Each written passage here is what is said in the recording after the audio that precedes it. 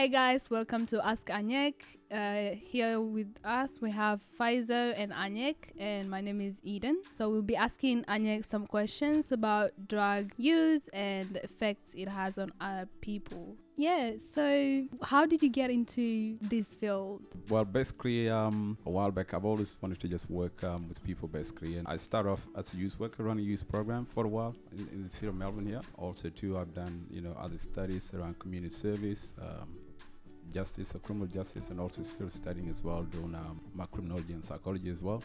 But I've always just been interested in working with young people. I'm quite passionate, like just seeing young people do good. So Yeah. That is very impressive. thank you. What has been the worst case that you have seen with like overconsumption of alcohol? It's not the worst case that I've seen, but I'm well aware that alcohol in Australia is widely consumed as well. With alcohol, there's a lot of risk involved as well. Some of those risks, those who are consuming alcohol may not be aware of it until they found themselves into a situation that they didn't think they would be in.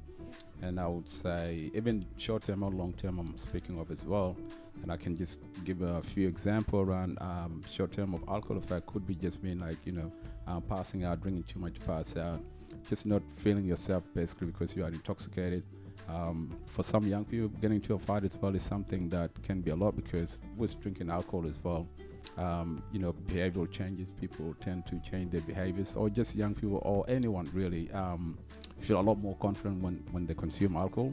And sometimes that may lead to a good thing, but there's nothing good that always comes in from using any drugs really. But for young people, I would speak of is that they may get into a fight, they may do some crazy stuff that might get them in trouble with the police as well. So I think that's something I can say from my understanding as some crazy thing using your language that I'm aware of. So a lot of young people get influenced by other people, yeah, with their mates. Like, how can they prevent it or say no to this stuff?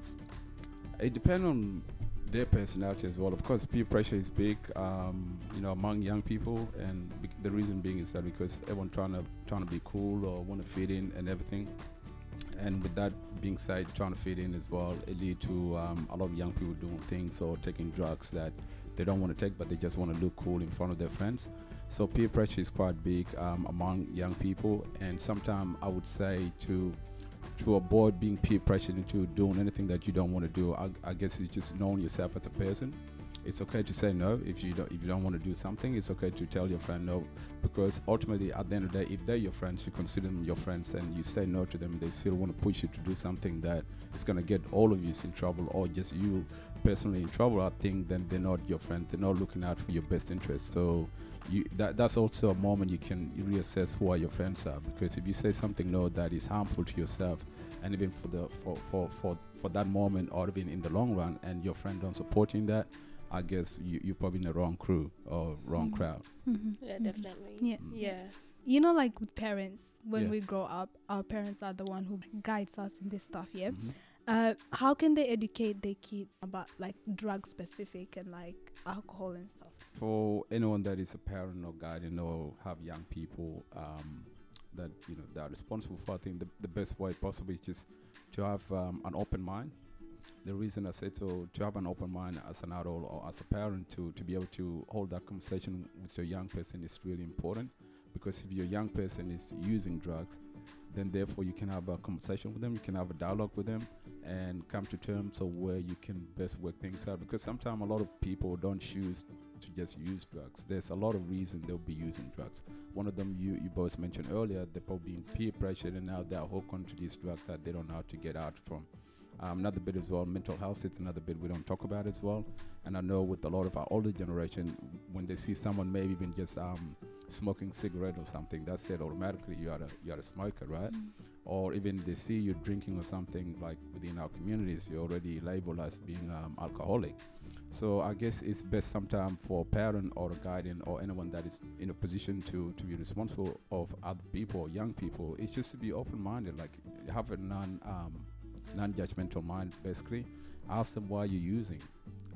Get to know them, get to know their stories of how they got to be drinking or smoking or taking other drugs. And from there on, you can even ask them, how can I best support you as someone who care for you?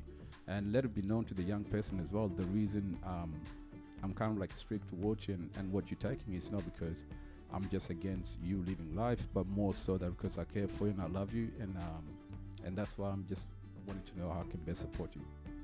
Yeah, thanks for coming and talking to us about this. Yeah, it was very informative. Yeah. So thank you. Thank you. I'm glad we're able to talk like this, and I wish we can have more conversation like this, not just on drugs, but many other things as well. You know? Yeah, definitely. I'm up for any conversation, dialogue, and yeah, thank you boys as well for the question you asked. I appreciate it. Thank Thank you. you. Thank you. And that's a wrap.